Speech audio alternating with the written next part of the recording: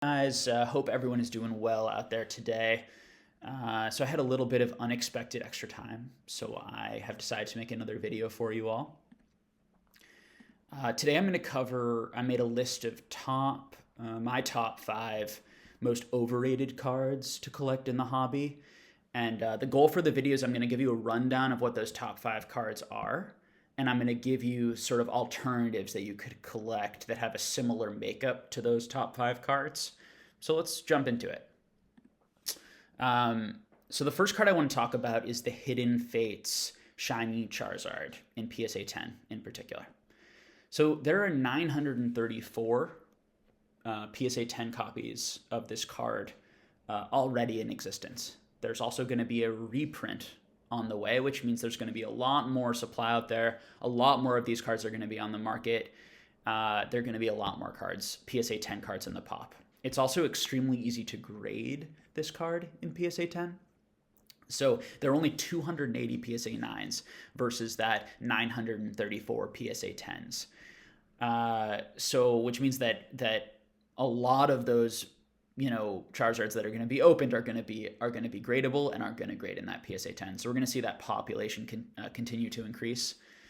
In the last video when we talked about all the WotC Charizards, all of those Charizards, even the Team Rocket Charizard, for example, which I felt which had a lot more population than the other ones, still doesn't have nearly as much PSA 10s, for example, than this Hidden Fates Charizard, even though this Hidden Fates Charizard is brand new, and that Wizards of the Coast Charizard is, almost 20 years or 20 years old at this point.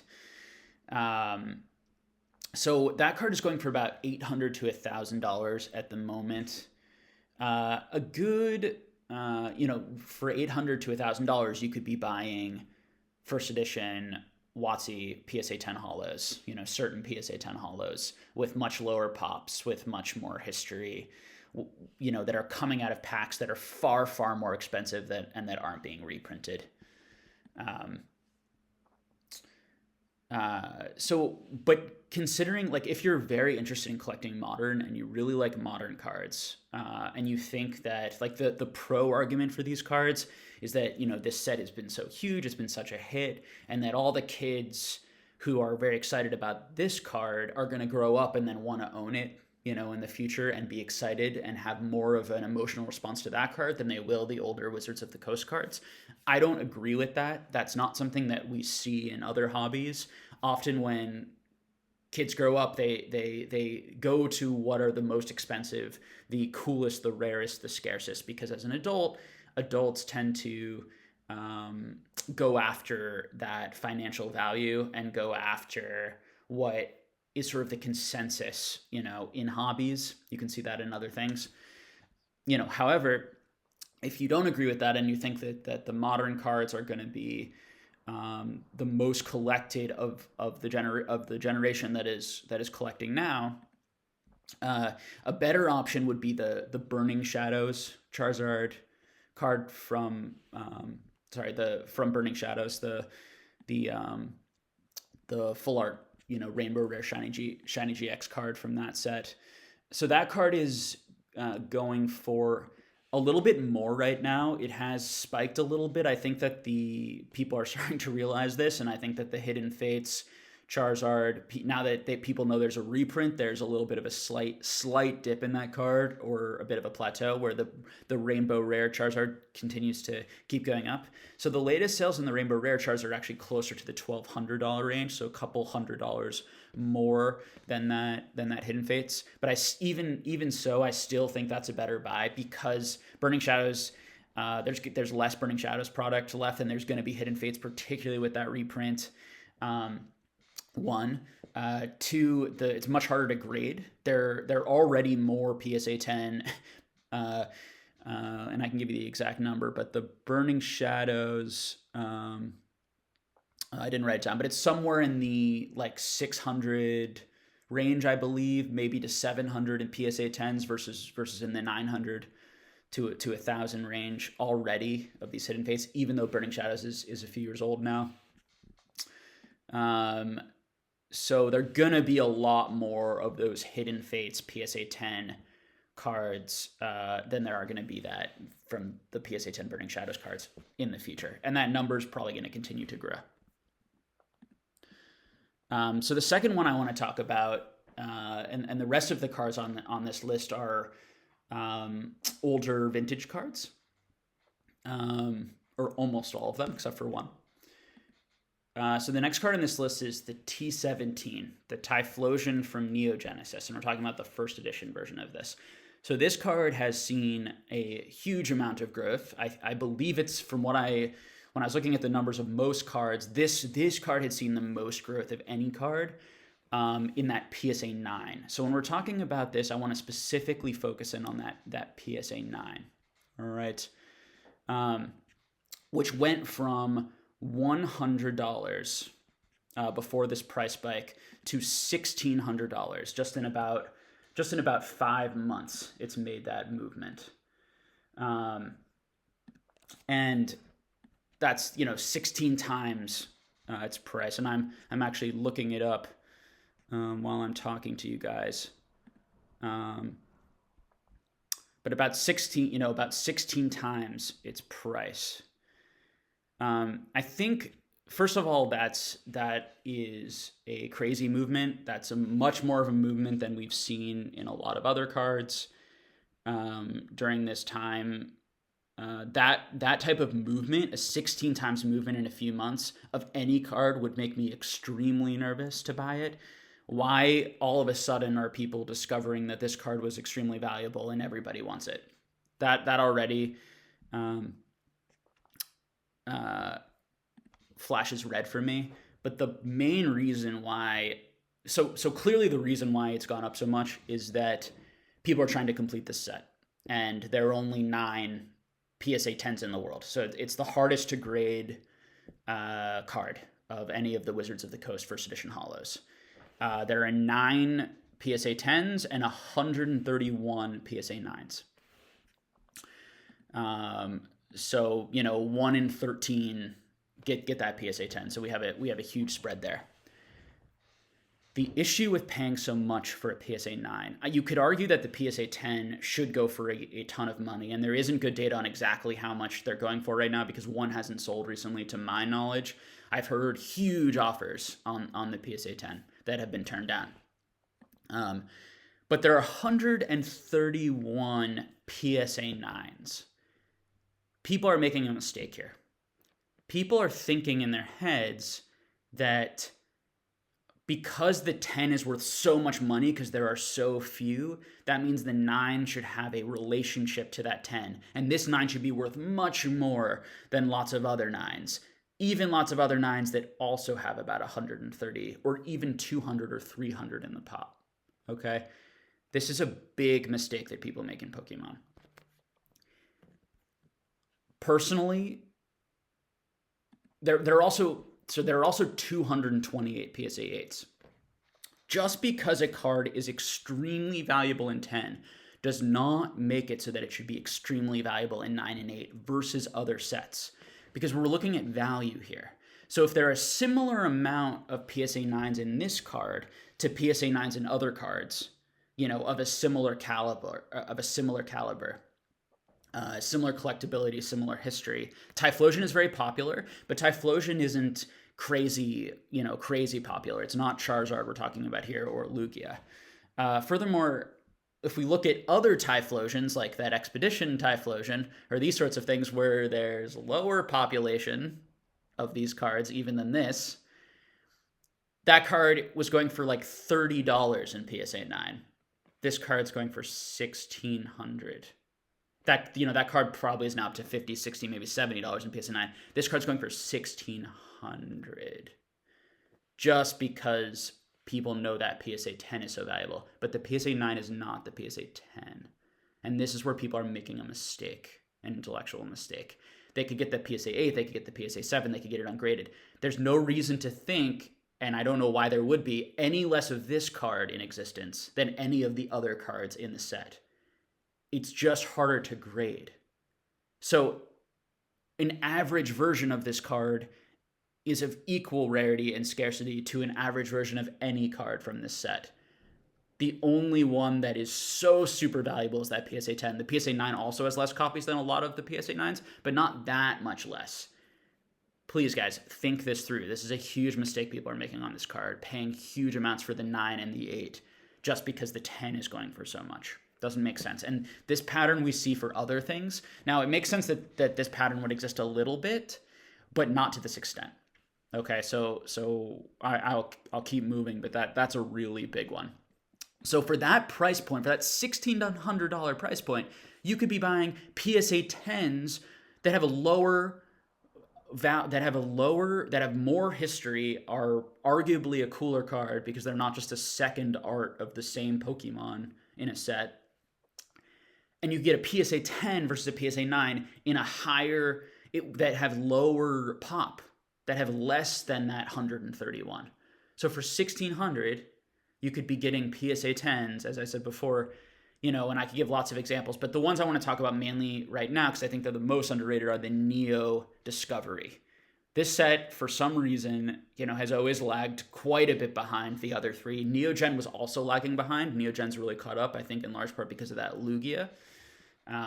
And this T17 and these very hard to grade cards. But Neo Discovery is also very difficult to grade, and there are lots of cards that are under 40 and 30 in the pop that are going for around $150 to $200. You could buy 8 PSA 10s that have only 30 in the population, or you could buy 1 PSA 9 that is 131 in the population. Irrational. Enough said on that one. Then let's look at the next category here that I want to talk about. The Rayquaza Deoxys in PSA 10. Guys, way too much money being spent on that card in comparison to other cards. So this now would be a good time to preface that we might find that the prices for all of these cards right now are way undervalued, right? And we may find that they're way overvalued and that the prices, retrace after this intense hype period. We also might find that the prices continue to go up because there is so much demand. Nobody knows, including me. Nobody knows which way the market's going to go. Is it going to continue to go up? Is it going to continue to go down? What we can do is we can look for value and we can compare things, right? This card should be more valuable than these other cards. So if everything continues to rise, this card over here should do better because it has more value. Or if everything retraces, this card over here should retrace a little bit less because it has more value. All right, so that's what we're doing here. So the Deoxys card, this Rayquaza PSA 10 Gold Star in Deoxys.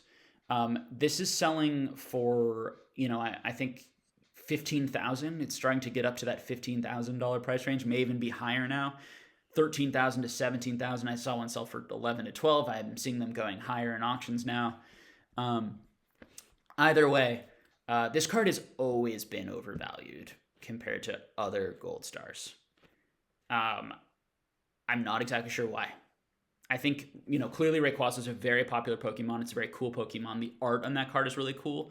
But the grading on that card is not as difficult as some other cards that have a much less population. And it's only slightly more difficult than cards like the Mew or the, it's about twice as easy as the Charizard to grade. But we're talking about 44 PSA 10 Rayquazas to like 87, I think the number is. PSA 10 Gold Star Charizards. Not a huge, it is double, but both of those numbers are very small, and Charizard is generally worth much more, and you can get that Charizard for less than half. Doesn't make sense when you compare other Rayquazas and Charizards. Like if you look at the Shiny GX Rayquaza, it's going for so much less than the Rainbow Rare Shiny GX, than the Shiny, even though there are less Rayquaza Shiny GXs. So it's completely irrational, these numbers we're seeing. It doesn't make sense from one set to another, these patterns. So I think this card has just gotten so overhyped. Everyone's been hyping it. Everyone says it's like a critical investment piece. It's a great piece. It is an historic piece. It should have a ton of value, but it's way overvalued when we compare ourselves to some of the low pops like Gyarados. Gyarados has 14 less in the PSA 10. I believe it's like In PSA 10, there are 30 of those. Gyarados is an extremely cool, popular Pokemon. It has a great art. It's red. It has a cool, shiny. Why is that card? Why was that card going for 2,500, 3,000? And that card might go for 6,000, 7,000 now, but still, which would be a huge increase. But that still is a lot less and like half as much as this Rayquaza Gold Star when it should be going for more or similar. Also, the Torchic. Last time I looked, 15 PSA 10s. And I can go on and on because there are a lot of cards that actually have, there are like 4 or 5, Gold Star cards that have less population than that Rayquaza. So better options there, guys, in terms of value. Doesn't mean that Rayquaza is going to go down in value. It might just mean that these other cards need to come up. Who knows? Or everything's going to come down in value. The Rayquaza should trace the most. Or these price points will continue to happen because the reality is that a lot of people, unless they hear more of these arguments probably made to them and they think more critically and our hobby gets older, it's very difficult to undo prices. And when people buy something, it's like, well, this is how much it's worth to me. This is how much I paid, and I don't want to sell for less than this. So there's this price inertia that happens because something keeps selling for a really high price, even though it might not make sense to sell for that price versus other things. It's hard for it to come down because people just don't want to sell at a loss, which is understandable. So the next ones I want to talk about, and this is less of an offender than some of the other ones on this list, but the FireRed LeafGreen EX Hollows are overrated compared to other EX Hollows. So I'm not sure these are overrated compared to other cards in the hobby as much as some of these other offenders, but I do think that it's overrated in terms of the EX series cards because, and if people don't know this, there are quite a bit more in the pop of a lot of these PSA 10s and PSA 9s than a lot of the other EX series. Like, for example, like Deoxys has a lot of really low pop. A number of those middle EXs in particular are the hardest ones, hardest to find the boxes, the scarcest, the most expensive boxes because those gold stars also push them up, but they're also scarcer, and have the lowest pop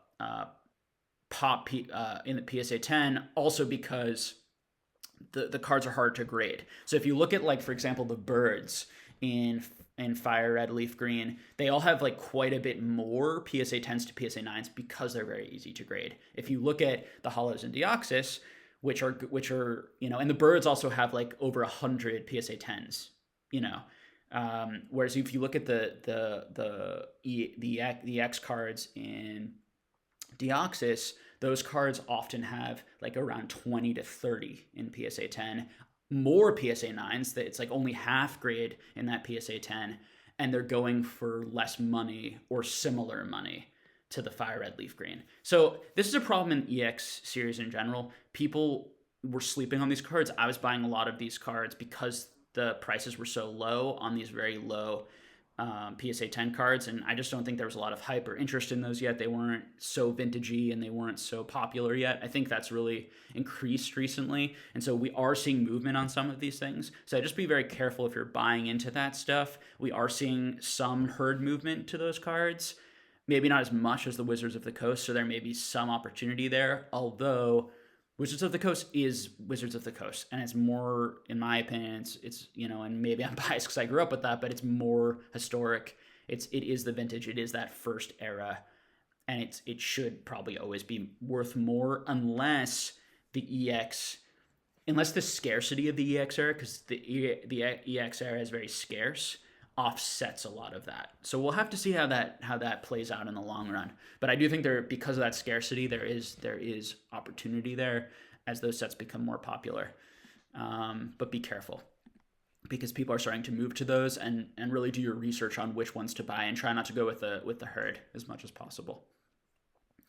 The last card I want to talk about, and this is a card that this card has gone up hugely in value, and went up hugely in value even before the price spike stuff was happening. And it was being talked about by some, very, very good experts in the field, and I think that's part of why we saw the movement. This is the Daisuke Master Scroll. So the Daisuke Master Scroll, I don't know how much people would sell it for right now. I saw people trying to get like $25,000 for it in PSA 10. I don't think that's anywhere near the ballpark of what it actually was selling for. I think it was selling probably more. I think the latest sales were more in the $6,000, $7,000 range, but it might be, to really get one right now, it might cost you $10,000, might cost you even over. Not sure what people are willing to sell. But for that price range, even if we're talking $7,000, $8,000 in PSA 10, there are just much better options, guys. They're much, in my opinion. There are more historic options. There are rarer, scarcer options. You can buy many cards of a rare, scarcer option than that for that price. When that card was going for about $1,000, $1,200, $1,500, $2,000, which it was like only, a year ago, it was going for $1,000 or so in auction. And then it just jumped to $6,000 very quickly, and it was getting a new high price each time. I do think because there aren't that many, I think there are 25, 26 PSA 10s. I can double check. But there are, so before saying that, there are 26 or so PSA 10s, but they're actually quite a bit less PSA 9. So this card is pretty easy to grade if you can find them. There aren't a lot of copies of this in the world. I have no idea how many copies there are. Probably with the amount that are graded, there probably are quite a few of these compared to some of the lower number alternatives I'm going to talk about here. I've heard people throw out numbers like, I don't know, 100 to 200 of those in the world, over 200, maybe up to 300, 400, even 500. I don't really know. I know it's probably at least over that 100, I would think, because there were, I don't know, 40, 50 maybe graded total, somewhere in there. So that would be a lot if half the population was graded in the whole world. That would be very unlikely. There are better options than this.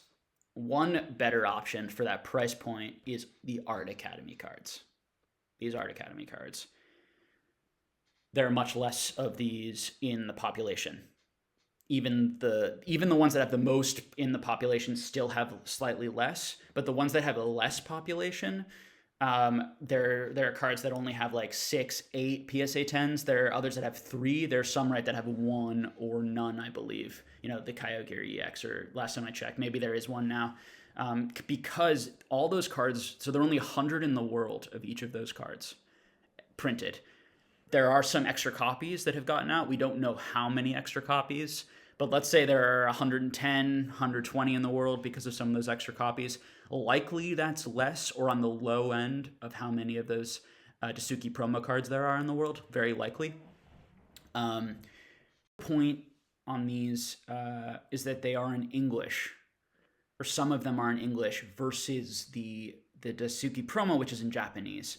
And there are a lot of high-end collectors who like just English cards and are looking for English cards. And this is there aren't a lot of English cards that are this rare, that are this scarce, that have this cool and interesting of a release. A lot of those, or most of those, or almost all of those were from Japanese, were from these Japanese releases. And so these Art Academy cards are a very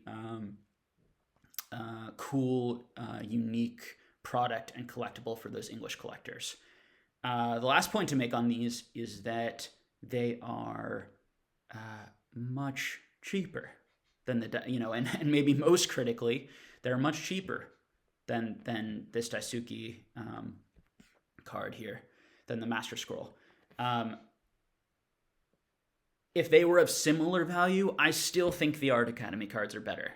I still think that they're better. They may be a bit newer from 2015 versus that 2010, but they have that really small release.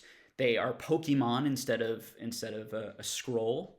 And I like their backstory. I like that they're in English, all those points, but they're way less expensive. So for a while they were going for like $1,200. When that Master Scroll was selling for $5,000, $6,000, these in PSA 10, when there are a lot less of them in the population, were selling for $1,200 in PSA 10, a fifth. Now I think you're seeing it go up. You're probably seeing. I know there's one in auction right now, in PWCC that's really going up. I think that we are going to see more of those come on the market and sell. I know some other ones I think came on the market recently and sold for higher prices, but we're still talking about, for most of them, particularly the non-Pikachu ones, we're probably still talking about like under $2,000 for the PSA 10s. And then for the Pikachu, we're probably talking about, under $3,000 for those PSA 10s. We'll see how this one does. This one might go quite a bit over it. People are starting to catch on to these. But again, we're talking about value here, and these Art Academy cards are a much better value than, in my opinion, than that Master Scroll, because we're talking about such a high price. The other cards we can talk about for that $6,000 price are buying Worlds promos.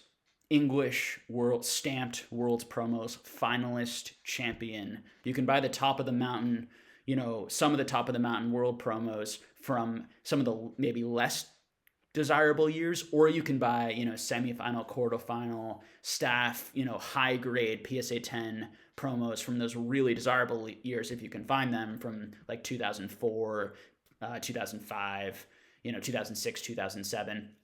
You can even buy a lower grade, mid grade, probably, maybe at this point a lower grade, original Tropical Wind. To me, just so much more collectible and cooler than the Master Scroll, so much more historic, and so these world promos are I think to some of the most underrated cards in the hobby.